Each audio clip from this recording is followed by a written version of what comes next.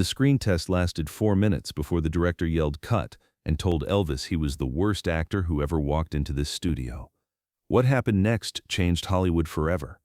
It was a bright March morning in 1956, and 21-year-old Elvis Presley was sitting in a makeup chair at Paramount Pictures in Hollywood, California. His heart was pounding so hard he could feel it in his throat. He'd performed in front of thousands of screaming fans, appeared on national television, and sold millions of records. But this was different. This was Hollywood. This was the movies. Elvis had grown up worshiping movie stars. James Dean, Marlon Brando, Tony Curtis, these were his heroes. Men who commanded the screen with raw presence and undeniable charisma. Elvis had always dreamed of being like them, of seeing his own face on the big screen, of being more than just a singer. He wanted to be a real actor. His manager, Colonel Tom Parker, had arranged this screen test with Paramount after months of negotiations. The studio was curious about Elvis. His fame was undeniable, and there was money to be made. But they needed to see if he could actually act, if his charisma would translate from the concert stage to the movie screen. The director assigned to evaluate Elvis was a man named Richard Wallace, a veteran filmmaker in his 60s who had been making movies since the silent era. Wallace had seen hundreds of young hopefuls come through his studio, and he prided himself on being able to spot talent, or the lack of it, within minutes. Wallace walked into the makeup room and looked Elvis up and down with barely concealed skepticism. He saw a young man with slick back hair, heavy eyelids, and a nervous energy that seemed completely wrong for the movies. "So you're Elvis Presley," Wallace said flatly. "The singer?" "Yes, sir," Elvis replied, standing up to shake his hand. "Thank you for this opportunity." Wallace didn't shake his hand. "Let's get one thing straight, son. I don't care how many records you've sold or how many teenagers scream your name. This is the movie business. Different rules, different standards. You understand?" "Yes, sir." "Good. Let's see what you've got." Elvis followed Wallace to a soundstage where a simple set had been constructed, a living room scene with a couch, a table, and a few props. A young actress named Sandra Mills was already there, ready to play opposite Elvis in the test scene. Wallace handed Elvis a few pages of script. "You've got 5 minutes to look this over. It's a simple dramatic scene, a young man confronting his girlfriend about her lies. Think you can handle that?" Elvis looked at the pages, his hands trembling slightly. He'd never done anything like this before. Singing came naturally to him. Acting felt like walking into a foreign country where he didn't speak the language. "I'll do my best, sir." That's what they all say. Wallace walked over to his director's chair and sat down heavily. "Places, everyone. Let's get this over with." Elvis took his position on the set, facing Sandra. The cameras rolled, the lights blazed down on him, hotter and brighter than any stage lights he'd experienced. "Action," Wallace called. Elvis opened his mouth to deliver his first line, and his mind went completely blank. The words on the script page vanished from his memory. He stood there, frozen, staring at Sandra with panic in his eyes. "Line," Wallace shouted irritably. The script supervisor fed Elvis his line. He repeated it, but his voice came out wooden and flat, nothing like his natural speaking voice. He sounded like he was reading from a textbook. Sandra delivered her line, giving him something to react to. Elvis tried to respond with emotion, but everything felt forced and awkward. His body, which moved so naturally on the concert stage, felt stiff and mechanical. His face, which could convey 1,000 emotions while singing, seemed frozen in an expression of pure terror. "Cut," Wallace said, not even bothering to hide his disappointment. "Let's try it again. And this time, Presley, try to remember that acting is about feeling, not reciting." They ran the scene again, and again, and again. Each time, Elvis got a little further, but nothing felt right. He could feel Wallace's frustration growing with every take.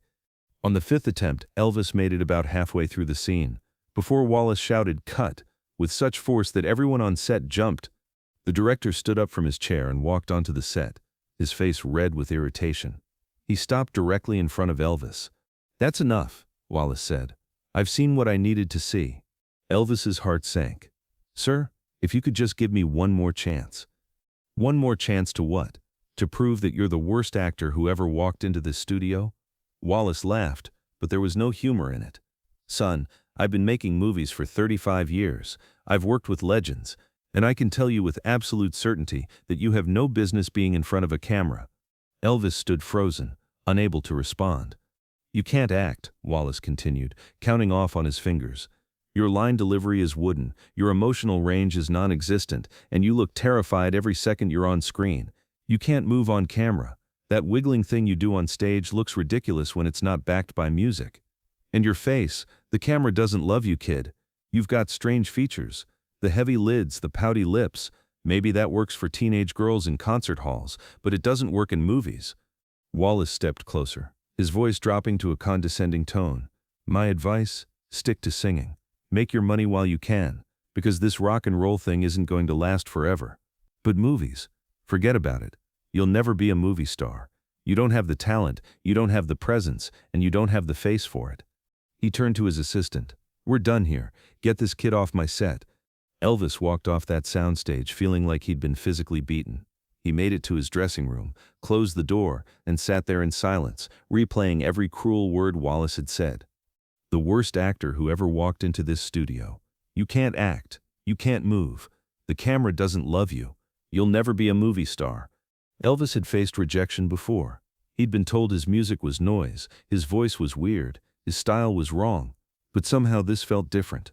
Music was his birthright, something he knew in his bones he was meant to do. But acting? Maybe Wallace was right. Maybe he was fooling himself. When Elvis got back to his hotel that night, he called his mama. The moment he heard her voice, everything came pouring out. They said I was terrible, Mama. The worst actor they'd ever seen. Said I should forget about movies and stick to singing. Gladys listened quietly as Elvis described the humiliating screen test. When he finished, she was silent for a moment. Baby, let me ask you something. When you first started singing in public, did everybody love you right away? Elvis thought about it. No, Mama. People laughed at me, booed me, said I was making noise, not music. And what did you do? I kept singing anyway. That's right, because you knew deep in your heart that you had something special. Even when nobody else could see it, you could feel it. Gladys paused. Now, do you feel that same thing about acting? Do you feel like you have something to offer the movies? Elvis was quiet for a long moment. I don't know, Mama. Today it felt like I had nothing. Like I was just pretending to be something I'm not. Baby, you were pretending. You were trying to be what that director wanted you to be, instead of being yourself. That's why it didn't work.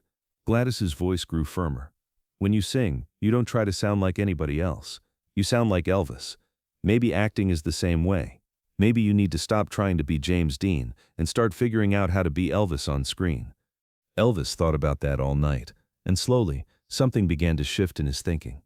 Wallace had said he couldn't act the way traditional actors acted, that his movements looked ridiculous without music, that his face was too strange for conventional leading man roles.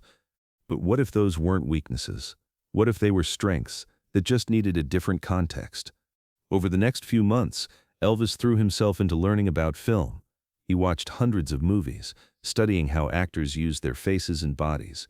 He took acting lessons, not to become a traditional actor, but to understand the basics so he could break the rules effectively. And he started thinking about what kind of movies would actually suit him.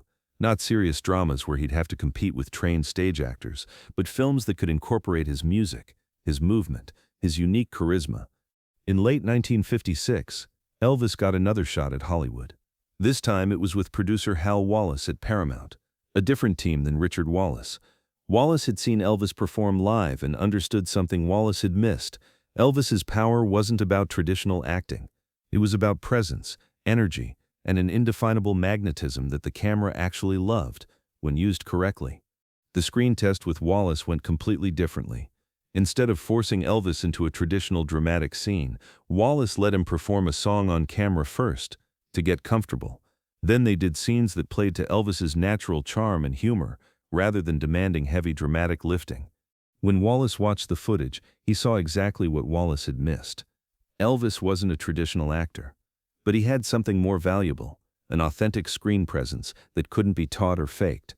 Sign him, Wallace told his team. This kid is going to be huge in pictures.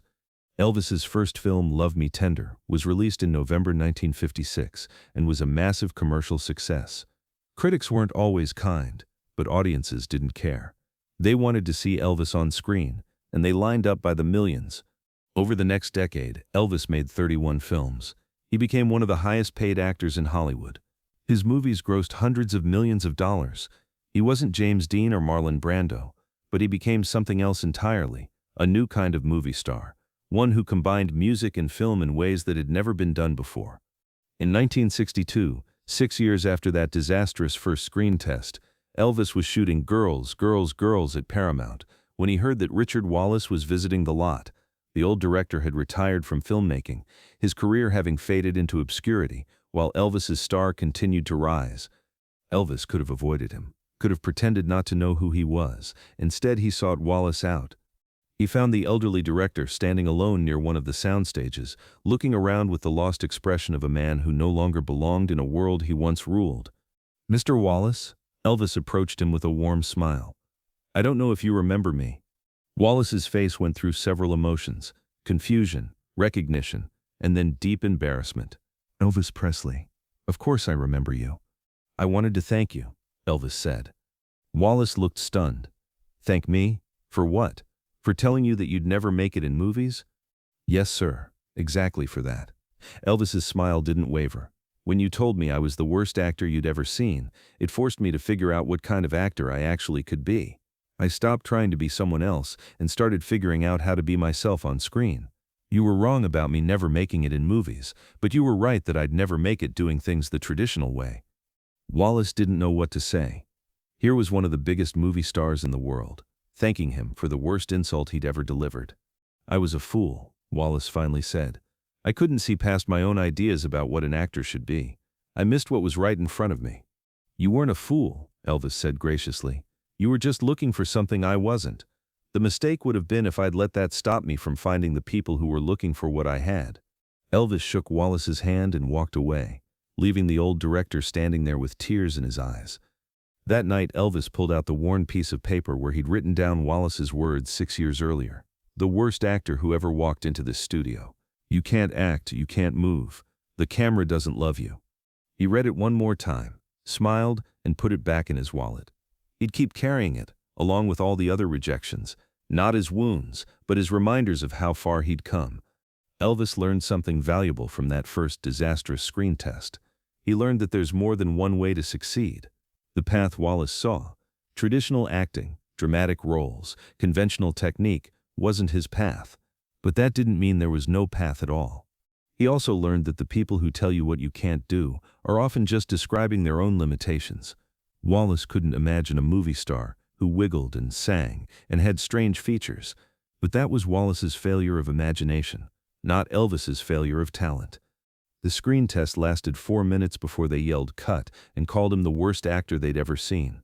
But Elvis didn't let 4 minutes define his future. He took the criticism, found the grain of truth in it, and used it to build something new, a career in film that proved everyone wrong and changed Hollywood forever. 31 films, hundreds of millions at the box office, a legacy that turned Elvis movies into their own genre. Not bad for the worst actor who ever walked into a studio. If this story of brutal rejection and creative reinvention inspired you, make sure to subscribe and share this video. Let us know in the comments if someone ever told you that you couldn't do something because you didn't fit their definition of success. Sometimes the people who say you'll never make it are really just saying they can't imagine how you'll make it. That's their limitation, not yours.